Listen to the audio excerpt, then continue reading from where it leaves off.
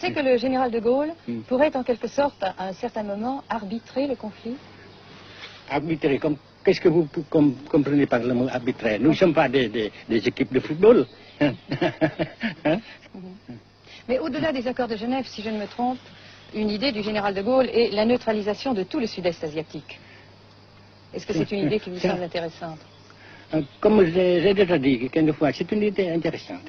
Mais ça dépend encore de la volonté de ces peuples et la manière comment on procède à réaliser. C'est une grande question, n'est-ce pas? Et je ne peux pas dire que je suis d'accord, n'est-ce pas? Et je ne dis pas que je ne suis pas d'accord, n'est-ce pas? Mais parce que vous dites, par exemple, vous dites fleurs. Fleurs, il y a beaucoup de sortes de fleurs. Il y a des roses, il y a des blanches, des rouges, etc. Et il y a qui sont bons et d'autres qui ne sont pas bons. Mais on dit fleurs. Monsieur le Président, nous avons constaté avec chagrin qu'au cours de notre voyage au Nord-Vietnam, que l'influence française était devenue à peu près inexistante dans votre pays. Les moins de 25 ans ne comprennent plus du tout le français. Et je me demande si, à votre idée, des rapports peuvent se rétablir tels que la France continue à jouer une sorte de rôle culturel ici. Avec la France, surtout, et avec tous les autres pays. Nous voulons avoir une coopération amicale, culturelle, économique, etc. Mais je suis sûr que vous ne voulez pas avoir, n'est-ce pas, que la France ait l'influence qu'elle avait avant. C'est une autre chose. Naturellement, c'est une autre époque. Mais coopération culturelle, économique, qu'est-ce qu'il y a encore, sportive par exemple, oui. etc., n'est-ce pas, nous désirons.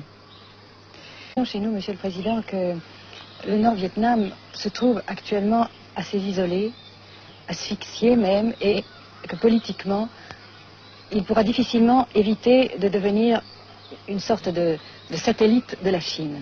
Qu'est-ce qu'on peut répondre à cela? Jamais. President Johnson's so-called offer of unconditional discussions means that the Vietnamese people must accept American conditions. These conditions are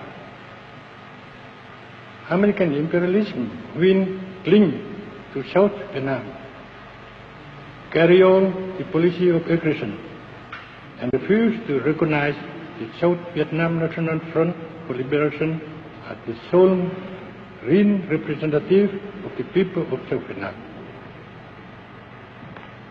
Those are conditions put forward by aggressors. Never will the Vietnamese people accept them, nor can the world public opinion tolerate them. The Vietnamese people eagerly want peace to build up their country, but real independence must be achieved if there is to be real peace. The question is very clear.